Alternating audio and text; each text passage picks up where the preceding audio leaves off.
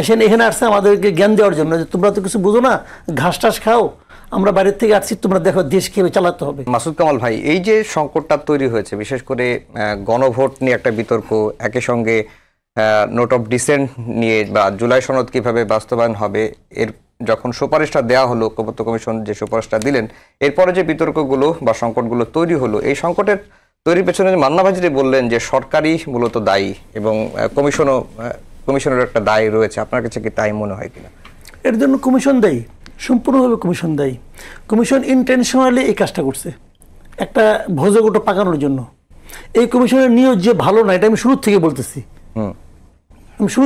এই কমিশনের নিয়োগ ভালো না, এটা লোক ভালো না, এরা আসছে একটা ঝামেলা পাকানোর জন্য। বিদেশ থেকে আসছে, তো গুজরাটে আসছে, আসেন এখানে আসছে আমাদেরকে জ্ঞান দেওয়ার জন্য যে তোমরা তো কিছু বুঝো না, ঘাস টাস খাও, আমরা বাইরের থেকে আসছি, তোমরা দেখো দেশ কিভাবে চালাতে হবে। যখন দেখছি খুব একটা সুবিধা হচ্ছে না, একটা মানে ভোজগোটা পাকাই দিছে, সিম্পল একদম।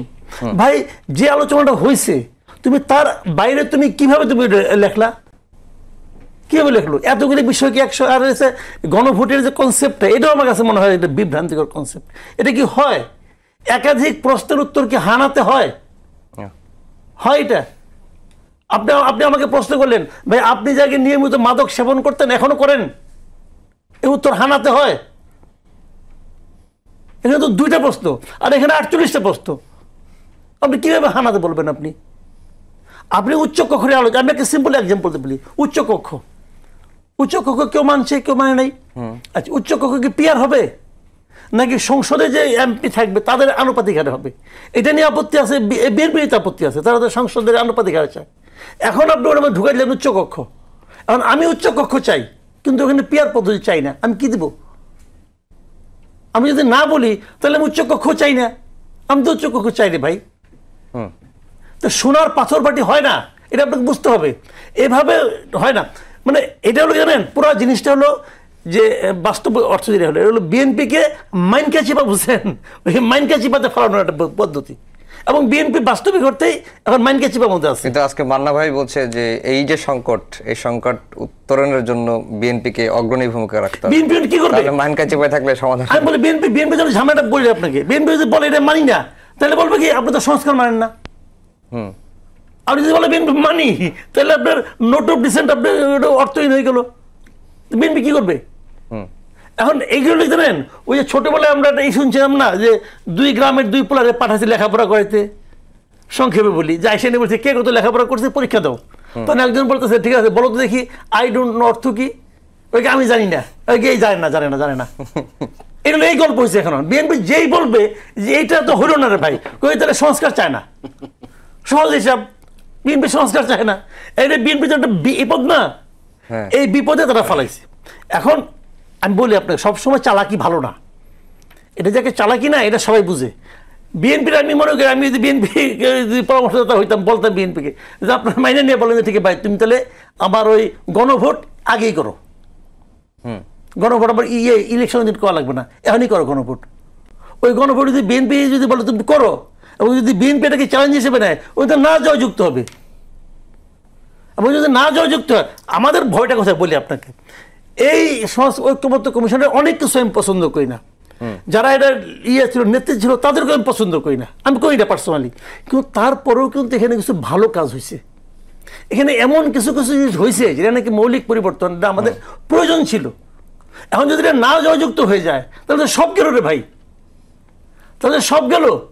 তাহলে এই যে 8-9 মাস ধরে যে এতগুলো লোক গেল, যে বসলো, কথাবার্তা বললো, এগুলো সব চলে গেল। কিন্তু তাদের যে অ্যাটিটিউড, এবং অধ্যাপক আলী রিয়াজ বলছেন যে জনগণের প্রতি আস্থা রাখতে, এবং তারা মনে করছেন যে মানে যখনই ভোটটা হোক তখনই হ্যাঁ জয়যুক্ত হবে, কারণ অতীতের রেফারেন্স তারা আনছেন। আলী রিয়াজ স্যার ভোট দিতে পারবো, উনি তো আবার স্যার হয়, আমার সরাসরি টিচার, কিন্তু উনি তো আমেরিকার ভোটার, উনি এই জনগণের পালস উনি কেমনি বুঝবো? উনি কি দেশের জনগণের পালস বুঝে? ওনার তো আত্মসম্মান থাকলে প্রথমে এই দায়িত্বটা নেওয়া উচিত হয় নাই তো উচিত। কিন্তু জামাত তো অন্যরকম কথা বলছে যে বিএনপির বর্তমান যে ভূমিকা, এই ভূমিকার কারণে আসলে ফেব্রুয়ারির নির্বাচনটা ঝুঁকির মধ্যে পড়েছে, এটা জামাতের নেতা আব্দুল্লাহ মোহাম্মদ তাহের বলেছেন আজকে। না, উনি যেটা বলেছেন না, এটা আসলে উনি কিন্তু ঝুঁকির মধ্যে পড়তে পারে এটা বলেন নাই। উনি আসলে বলতে চেয়েছেন আমরা আপনাদেরকে ঝুঁকির মধ্যে ফেলতে পারি। আচ্ছা, আপনি শুনতে ভুল শুনেন তো ভাই। ওনারা যে কথাবার্তা বলেন এগুলো আধ্যাত্মিক কথা। আচ্ছা, উনি এটা বলতে চেয়েছেন আমরা মানে জামাতের তো ঈদের আনন্দ, যে চান্স একটা পাইছি বিএনপিকে বেকায়দা ফেলানোর জন্য। এবং এটা যেটা করতেছেন এটা কিন্তু আসলে খুব ফেয়ার কোনো গেম না। সমস্যাটা কি আমি বলি আপনাকে, দেশের অ্যাবাভ 90% লোক আসলে জানেই না যে বিএনপির আপত্তিটা কোথায়। এটা জানাটা কিন্তু কঠিন। বিএনপি আসলে কেন আপত্তিটা করছে এটা বোঝারও কঠিন। জামাত এই চান্সটা নিচ্ছে। আমরা বলবো যে বিএনপি সাইন করে আসছে, এখন ওই যে বলে না কাবিনে সিগনেচার করছেন, এখন আপনি সংসার করবেন না বললে তো হবে না। আরে ভাই, কাবিন এবং সংসারের মাঝখানে ডিভোর্স একটা শব্দ আছে তো রে ভাই, এত সহজ তো না দুনিয়াটা। এখন এগুলি যেগুলো বলতেছে এগুলি কেন, ওই যে বললাম না তারা বেকায়দায় ফেলানোর জন্য। শুনেন, জামাতের লক্ষ্যটা কি বলুন তো? জামাত ইন দ্য মিন টাইম ওরা কিন্তু অনেক হিসাব নিকাশ করে কাজ করে, জায়গাটাকে খোঁজখবর নিছে কোথায় কি আছে না আছে। এই ছাত্র সংসদ নির্বাচনগুলি তারা ভালো করছে, কেন করছে এটারও একটা ব্যাখ্যা আছে। এবং এটাকে তারা ক্যাশ করার চেষ্টা করছে নানাভাবে। কিন্তু যত কিছুই বলেন ভাই, জাতীয় নির্বাচন কিন্তু একটা ভিন্ন জিনিস। জাতীয় নির্বাচন ভাই শেষ মুহূর্তে আমি এমন অনেক লোক, আমি অনেক বলবো, আমি আমার কথাই বলি, ভোট যখন দিতে যায় একটা প্ল্যান করে যায় অমুকে ভোট দেবো, ভোট দেওয়ার সময় উল্টাপাল্টা করে দিয়ে আসি, ভেতরে ঢুইকে মানে মন চেঞ্জ করে ফেলাই। এটা কিন্তু আছে ভাই, বাংলাদেশে সবাই আছে। বাংলাদেশে ভোটটা বেসিক্যালি হয়, সরি এটা অনেকে আবার অন্যভাবে নিতে পারে, বাট বেসিক্যালি হয় হুজুগে। হুজুগটা কোন দিকে উঠবে এটা ভাই আপনি জানেন না। এবং ওই হুজুগে জামাতের এই সমস্ত ক্যালকুলেশন ভাইসে যাবে, জাস্ট ভাইসে যাবে। জি শাহেদ ভাই, যেটা মান্না ভাই যারা বললেন যে সরকার আইন শৃঙ্খলা পরিস্থিতির উন্নতির চেষ্টা করেননি বা চেষ্টা করার ইচ্ছাই ন্যূনতম ছিল না, আপনার কাছে কি মনে হয় যে আসলেই কি তাই সরকার এরকম একটা পরিস্থিতি তৈরি করে রাখতেই চেয়েছে কি সবসময়? না, আমি যেটা বলি বারবার যে ডক্টর ইউনূস খুব বড় মানুষ, এ বিষয়ে সন্দেহ নেই। উনি আমাদের ন্যাশনাল প্রাইডের একটা জায়গায়, কিন্তু উনি বাণিজ্য বোঝেন ভালো, উনি রাষ্ট্র বোঝেন না আর কি। এটা আমি ছোট মুখে বড় কথা হবে, কিন্তু এটাই সত্য। উনি যদি রাষ্ট্র বুঝতেন তাহলে বাংলাদেশে এমন অনেক কাজ আছে, যেমন আইন শৃঙ্খলা, পলিটিসাইজেশন অফ পুলিশ। আমরা বারবার শেখ হাসিনার আমলে কেন বিচার ব্যবস্থা নিয়ে এত গোস্বা প্রকাশ করেছি, এমনকি গণজাগরণ মঞ্চের বিচারের বিরোধিতা করেছি, বিকজ বিচার প্রক্রিয়াটা সস্তা ছিল না। যেসব আইনজীবী নিয়োগ দেওয়া হয়েছিল এগুলোর বিতর্ক ছিল এবং ট্রায়াল প্রসেসটা বিতর্ক ছিল। এখন আমরা কি দেখছি যে একই শেখ হাসিনা অন্যায় করেছে, বিষয়ে কোনো সন্দেহ নাই, কিন্তু যেই প্রক্রিয়ার বিচার হবে এখন হচ্ছে, এখন আইসিটি বলেন এটা সেটা বলেন, যাদেরকে নিয়োগ দেওয়া হয়েছে তারা যেসব রিসাইট করছেন, যেসব বই থেকে রেফারেন্স দিচ্ছেন, দিস ইজ অ্যাবসার্ড ফানি একটা বিষয়। হ্যাঁ, তো এই ধরনের ফানি বিষয় যদি আরো চলতে থাকে তাহলে আপনি এই ট্রায়ালে যত বড় শাস্তি দেন না কেন, মানুষের মনে এবং আন্তর্জাতিক বিশ্লেষকদের মনে এই সন্দেহ দ্বন্দ্ব থেকে যাবে, যেটা একটা প্রতিহিংসামূলক বিচার। যেহেতু জামায়াতের নেতৃবৃন্দকে ফাঁসি দিয়েছে, সুতরাং জামায়াত সমর্থিত একজন প্রসিকিউটরকে দিয়ে শেখ হাসিনারও ফাঁসির আদেশ দেওয়া হয়েছে। এটা আমরা চাই না। আমরা চেয়েছি কি ক্যাঙ্গারু বিচার ব্যবস্থা না, আমরা চেয়েছি একেবারে নিউট্রাল বিচার ব্যবস্থা। আজকে এই গুম কমিশনের একজনকে প্রধান করে এমন বিশেষ রাজনৈতিক দল সমর্থিত সশস্ত্র বাহিনীকে কাঁপুনি ধরায় দিয়েছে, যেটা আমরা চাই না। আপনি 5 জন যদি থাকে, আপনি তাদেরকে সিঙ্গেল আউট করেন, একেবারে গড়ে এতজন মানুষকে সশস্ত্র বাহিনীর পুরা জিনিসটাকে এমনভাবে ডিসপ্লেস করা হচ্ছে। দিস আর অল, ওই যে আমি বলেছি এটা রাষ্ট্রের যিনি সর্বোচ্চ মাথা তার ব্যর্থতা, কারণ তিনি রাষ্ট্র বোঝেন না। উনি রাষ্ট্র বুঝলে আজকে এই যে আইন শৃঙ্খলা বাহিনী বলুন, প্রশাসন বলুন, 2 দিন আগে একটা প্রশাসন রদবদল সংক্রান্ত একটা কমিটি করলেন, বিএনপি আপত্তি জানানোর পর এটা বাতিল করা হয়েছে। So this is absurd. আপনি সিদ্ধান্ত নেবেন, এমন সিদ্ধান্ত নেবেন যেটাতে আপনি স্ট্রিক্ট থাকতে পারেন। ওনাকে আজকে যদি আমি যে বলি স্যার এই জিনিসটা ভালো হবে, এটা করেন, হ্যাঁ এটা করে ফেলো, আরেকজন বললে হ্যাঁ করে ফেলো, এবং ওনাকে কানপড়া দেওয়ার জন্য যেসব মানুষ আশপাশে ঘুরঘুর করেন, ছাত্র সংঘের সাবেক রাজনৈতিক কর্মী একজন উপদেষ্টা আছেন, ওনার খুব আস্থাভাজন, আমি প্রেস সচিবের নাম করলাম না, এদের যে রাজনৈতিক দর্শন এগুলো দ্বারা উনি এমন ভাবে প্রভাবিত যে উনি স্বাভাবিকভাবে চিন্তা করবেন যে রাষ্ট্র নামক একটা জিনিসের চরিত্র আছে, সেকুলার চরিত্র আছে, এবং আমার প্রত্যেকটা ডিসিশনের একটা ইম্প্যাক্ট থাকতে পারে, সেগুলো উনি হয় জানেন না। কিন্তু আপনার কাছে কি মনে হয় যে সরকারের ভেতরে তো সরকার থাকে, মানে সেই সরকারের ভেতরে কি আর কোন সরকার আছে? সরকারের ভেতরের যে সরকারটা সেটা জামায়াতের সরকার, জামায়াতে ইসলামী এই সরকারটা পরিচালনা করছে। আপনি সব জায়গায় গেলে দেখবেন এটা, সচিবালয়ে যান, পুলিশে যান, নানান জায়গায় যান, দেখবেন এটা। এবং এই জন্যই তারা যে নির্বাচন নিয়ে টালবাহানা কিংবা যতদূর বিলম্বিত করা যায় এগুলোর কাজগুলো চলছে, কেননা বাংলাদেশ রাষ্ট্রের অভ্যুদয়ের পর এই প্রথম তারা সরকার পরিচালনা করছে। এবং জামায়াত সরকার প্রতিষ্ঠা করলে কেমন সরকার হবে তার একটা ধারণা আপনারা পাচ্ছেন, এটার মধ্য দিয়ে পেয়ে যাওয়ার কথা। আজকে রিকশাওয়ালা, উবার ড্রাইভার, সবজি বিক্রেতা, একটা মানুষের কাছে আপনি যাবেন, কেউ বলবেন না দেশ ভালো চলছে, বলবেন স্যার একটা নির্বাচন দরকার, এইভাবে দেশ চলতে পারে না। তো আপনার তো ট্রায়াল হয়ে যাচ্ছে, জামায়াতের সরকার হইলে কেমনে হবে। ইসলামী ব্যাংক একটা এক্সাম্পল। আমি যদি মওদুদীর ইসলামের মতাদর্শে বিশ্বাসী না হই তাহলে বাংলাদেশ রাষ্ট্রে আমার চাকরির কোনো সুযোগ থাকবে না। ইসলামী ব্যাংকে যারা গত 10 বছরে নিয়োগ পেয়েছিল তাদের মধ্যে 450 জনকে ছাঁটাই করা হয়েছে, আরো 500 জন 550 জন অপেক্ষমান। এর মধ্যে অনেক মেধাবী আছেন, অনেক প্রতিবন্ধী শিক্ষার্থী আছেন যারা খুবই ভালো মেধাবী, তাদেরকেও বাদ দেওয়া হয়েছে অনলি বিকজ তাদের এই দলীয় সম্পৃক্ততা নেই। তো আগামীর বাংলাদেশে আপনি চাকরি, ব্যবসা বাণিজ্য থেকে শুরু করলে সবকিছুই যে দলীয়করণ হবে, বিশেষ মতাদর্শ হবে, একেবারে উল্টাভাবে ভাবতে পারেন শেখ হাসিনার জয় বাংলার কলেমার উপর যাদের বিশ্বাস ছিল না তারা যেমন এই বাংলাদেশে অচ্ছুত ছিল, ঠিক ওই ধরনের একটা সমাজ ব্যবস্থার দিকে আমরা ধাবিত হতে পারি, এবং সেটাই চাচ্ছে। তো সবকিছু মিলিয়ে আমরা দেখতেছি যে বর্তমান ইউনূসের সরকার, তার যে সরকার ব্যবস্থা, এটা একটা trial how the actual government, future government যদি আছে। এবং আমি এটা, মাসুদ ভাই যেমন একবারে তুড়ি মেরে উড়িয়ে দিলেন যে না ওরা ভোট পাবে না, আমি কিন্তু তুড়ি মেরে উড়িয়ে দিচ্ছি না, আমি অপশন ওপেন রাখছি আর কি। So we should all be very careful. Manna ভাই, তাহলে কি সরকারের ভেতরের কেউ কি কলকাঠি নাড়ছে যাদের কারণে বা যাদের প্রভাবের কারণে ইউনূস সরকার কোনো সিদ্ধান্তে অনড় থাকতে পারছেন না বা প্রভাবিত হচ্ছেন? দেখেন, আমি সাধারণভাবে না এই সমস্ত তত্ত্ব বিশেষ করি না, সরকারের ভিতরে সরকারি ওই। আপনি যদি বলেন যে সরকারের বাইরে একটা সরকার আছে, ওইটা আবার বাংলা যেতে পারে। সরকারের ভিতরে কে আছে? আমি তো তাদের সাথে কথাবার্তা বলে দেখেছি, প্রফেসর ইউনূসের মুখের উপর কেউ কথাই বলে না। প্রফেসর ইউনূস যা নিজের মতো বড় করে তাই করছেন। কেউ কেউ গিয়ে মাঝে মাঝে ওই যে বললো না কান পড়া, এটা দেওয়ার চেষ্টা করে। এটা যদি কোনো কোনোতে ধরেন, কোনো কোনোতে ধরেনও না, তার মতো চলেন। এবং এই যে সবচেয়ে বেশি তার তো বিশ্বাস করবার কথা ছিল শিক্ষার্থীদের, যারা আন্দোলনটা শেষের দিকে লিড করলো, ওদের সাথে তো সম্পর্ক খারাপ হলো। তারাও কিন্তু বলেছে যে সরকার ওয়াদা খেলাপ করেছে এবং এটা এক ধরনের বিশ্বাসঘাতকতা, এগুলো বলেছে। তো এইটাতে উনি যে তাদেরকে পরিচয় করতে গেছেন এবং তার কথা সুরিয়ে করেছে তা তো করেনি।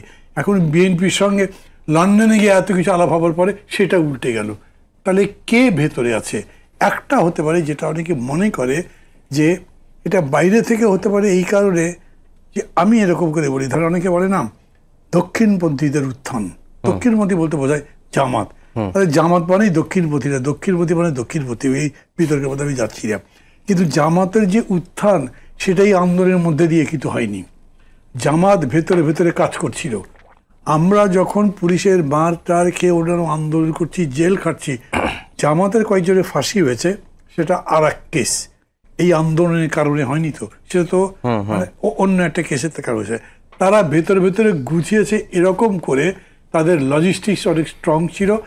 5 তারিখের পরে তাদেরকে ডেকে আপনি পরিচয় করিয়ে দিয়েছে। মানে একদম প্রথম হচ্ছে যে কারা কারা উপস্থিত ছিলেন, সেনাপ্রধান প্রথমে জামাতের নাম বলেছেন, তাও 2 বার।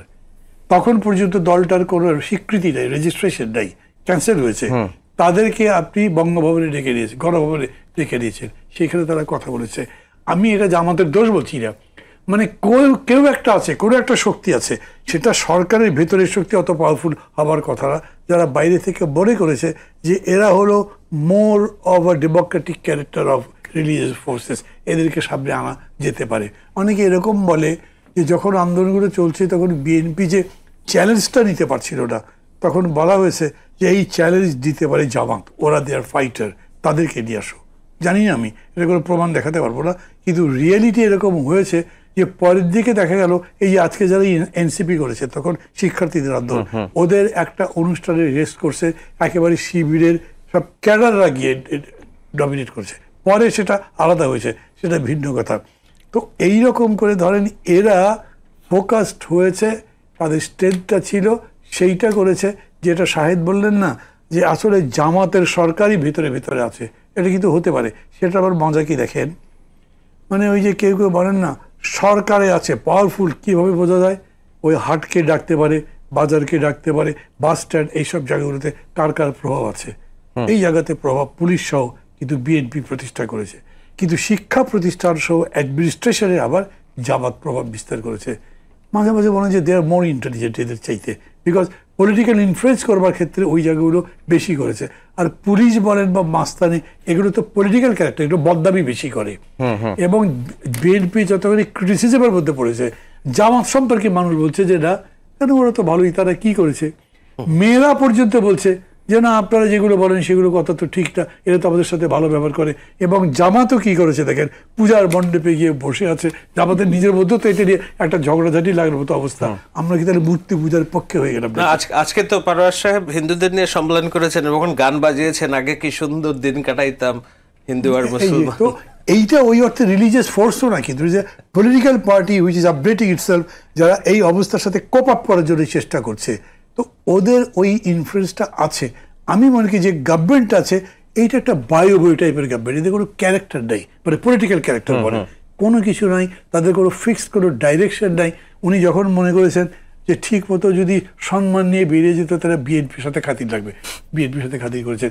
এখন দেখছি আমরা জামাতও দেখি চাপ দেয়, তো এইটা কি করছে, ওদেরকে একটু ব্যালেন্স করার চেষ্টা করছেন। 100% একদম নন পলিটিক্যাল অ্যাপ্রোচ দিয়ে পুরো জিনিসটাকে যেটা বলে মানে আপনার করে ফেলছে। এইটা থেকে বেরিয়ে আসবেন কেমন? ওই জন্য আমি বলি যে ইলেকশনে দিন দেখেন উনি এখনো বলেন এমন একটা নির্বাচন হবে সারা দুনিয়া অবাক হয়ে দেখবেন, কি চমৎকার নির্বাচন, মারধর কি হবে, গোলমাল কি হবে, কিচ্ছু ঠেকাতে পারবেন না তারা কথাই শুনবে না কেউ। এটা হলো রিয়েলিটি, সবাই বোঝে, উনি বুঝছেন। মাসুদ কামাল ভাই, আমরা শেষের দিকে চলে আসছি যে এই বর্তমান যে পরিস্থিতি, এই পরিস্থিতি থেকে আসলে বেরোনের উপায় কি? এবং আরেকটি দলের একটু বিশ্লেষণ আনতে চাই, এনসিপির বা এই সংকটকালে তাদের ভূমিকা বা তাদের অবস্থান কি? শুনেন, আমি প্রথমত বলি এনসিপির ভূমিকা এবং অবস্থান কোনো কিছুতে ম্যাটার করে না। তারা মানে ক্রমশ মানে ক্ষয়িষ্ণু হতে হতে এমন একটা পর্যায়ে এসে পৌঁছেছে, তারা কি বললো না এটা আপনারা মিডিয়াগুলো গুরুত্ব দেয়, বাট এই দেশের সাধারণ মানুষের মধ্যে কোনো প্রভাব নেই এনসিপির, এখন আর কোনো প্রভাব নাই। জেলাগুলোতে যায় দেখেন এনসিপির নাম অনেকে জানে না, একটা অবস্থা। সরকার তাদের গুরুত্ব দেয় কখনো দেয় না। আর সবচেয়ে বড় কথা যেটা মান্না ভাই বললেন, খুব সিরিয়াস কথা, কিন্তু মানে এই গভর্নমেন্টের মধ্যে একটা নন সিরিয়াস গভর্নমেন্ট বাংলাদেশের ইতিহাসে আসে নাই। আর ডক্টর ইউনূস সাহেব সারা জীবন যে কাজটা করুন, কিন্তু বেসিক্যালি কথা ফেরিওয়ালা, কিন্তু মানে এছাড়া ওনার আর কোনো কিছু আছে বলে আমার কাছে মনে হয় না। তো উনি ওইভাবে আগে হাততালি পাই আসছেন, ভাই তখন তো আপনি সভা সেমিনারে গেছেন, কথা বলছেন, নোবেল লরেট হিসেবে গেছেন, লোকে আপনাকে সম্মান টম্মান করছে, হাত মিলাইছে, ওইটা রাষ্ট্র চালানোর জিনিসটা। ওই যে আমি একটা সিম্পল একটা এক্সাম্পল দিয়ে শেষ করে দিই, উনি 3-0 কনসেপ্ট নিয়ে অনেকদিন ধরে ঘুরতেছেন না, সারা দুনিয়ার মানুষকে বোঝাচ্ছেন zero poverty, zero unemployment, zero carbon emission, ঠিক খুব ভালো কথা মানলাম। উনি এটা কী কারণে বলছেন, ওই দেশগুলোতে কী বলতে চান, যে ওই দেশের রাষ্ট্রপ্রধানকে বলতে যাচ্ছেন, সরকার প্রধানকে বলতে যাচ্ছেন যে এইটা আপনারা বাস্তবায়ন করেন। তা আপনি তো গত 1 বছর ধরে এই দেশে আছেন, দেশ চালাচ্ছেন, দেশের সব কিছু আপনার হাতে, আপনি এটার জন্য কয়েকটা স্টেপ দিচ্ছেন, not a single step, rate তো বাড়ছে আরো, নট এ সিঙ্গেল স্টেপ। উনি কি কমাইছে, উনি কি জিরো এমপ্লয়মেন্টের ব্যাপারে কোনো একটা পদক্ষেপ নিতে পারছে? আরেকটা জিনিস হলো কি, zero poverty, zero employment, zero unemployment, পার্থক্যটা কি রে ভাই? যদি আপনি জিরো প্রভার্টি করতে পারেন, তো জিরো আনএমপ্লয়মেন্টের প্রয়োজনটা কি? প্রভার্টি তো নাই। তো এইগুলি হলো কি ধরেন, এইগুলো হলো কি বললাম না, কথার ফেরিওয়ালা। তো কথা দিয়ে ভাই চিরা ভিজে না, এটা আমাদের গ্রামেই বলে দিছে, আমাদের বাপ চাচারা আগেই বলছে যে কথা দিয়ে ভাই চিরা ভিজে না। তো ওই কথা দিয়ে এখন চিরা ভিজানোর চেষ্টা করতেছেন কিনা তাও জানি না, তবে চিরা খুব শক্ত এখন পর্যন্ত। উনি আসলে ওই শতাব্দীর শ্রেষ্ঠ নাকি বিশ্বের ইতিহাসে শ্রেষ্ঠ নির্বাচন দিবেন, উনি এগুলি কিছু বুঝেন না, শ্রেষ্ঠও বুঝেন না, নির্বাচনও বুঝেন না। তাহলে কি মানে নির্বাচনটা সুষ্ঠু হওয়ার নিয়ে শঙ্কা অবশ্যই আছে, শঙ্কা মানে উনি তো মানে নির্বাচনটাকে অস্থির করার জন্য যা করার দরকার উনি তাই করতেছেন। এখন যেটা করতেছেন, এই যে আপনি একটা আওলা বাজাইছেন, শুনেন, জাতীয় ঐক্যবদ্ধ কমিশন আলী সারিয়াত সমালোচনা করছি, মুনির হাজারের সমালোচনা করছি, সব করছি, কিন্তু এই কমিশনের প্রধানকে ডক্টর মোহাম্মদ ডক্টর ইউনূস। তাহলে এই যে জিনিসটা দেওয়া হয়েছে ওনাকে, এই যে এইটা যেটা সুপারিশটা, এটা তো তার দায়িত্ব তো ওনার। উনি বলবেন আমি তো পড়ি না, উনি আসলে কোনো কিছু পড়েও না। উনি কমন সেন্স দিয়ে সব কাজ করে। কমন সেন্স কিন্তু খুব ইম্পর্টেন্ট, কমন সেন্স খুব আনকমন একটা ব্যাপার। কিন্তু সমস্যাটা কি জানেন, কমন সেন্স দিয়ে বড় কাজ হয় না, কমন সেন্স দিয়ে দেশ চালানো যায় না। জি